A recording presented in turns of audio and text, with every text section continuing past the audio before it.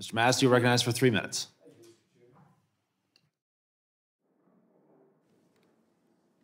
I know this committee takes very seriously that we work within our means, work within the means of we the people.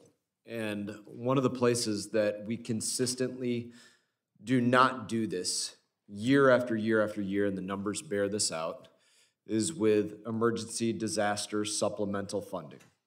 Whether that be for a volcano, a wildfire, a hurricane, a flood, a tornado, something else domestically in the continental United States of America, or Alaska or Hawaii, or whether we deal with something abroad in Europe, war in the Middle East or somewhere else, we consistently, for whatever the reason is, we do not account for this. The 20-year average for the amount that we do not account for is $105 billion on average every year for the last 20 years. Some years a little bit less, some years a little bit more.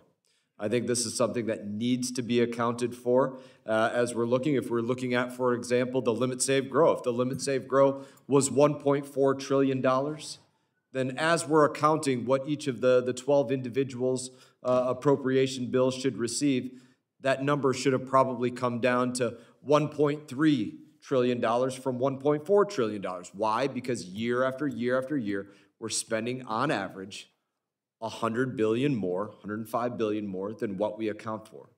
Personally, in my opinion, I think we should create a 13th appropriation bill that specifically accounts just for disaster supplemental appropriations, both foreign and domestic. I know this moves into the world of what goes with the disaster relief fund and what happens with state and foreign ops appropriations, but given that we're not accounting for this, I think it needs to be addressed.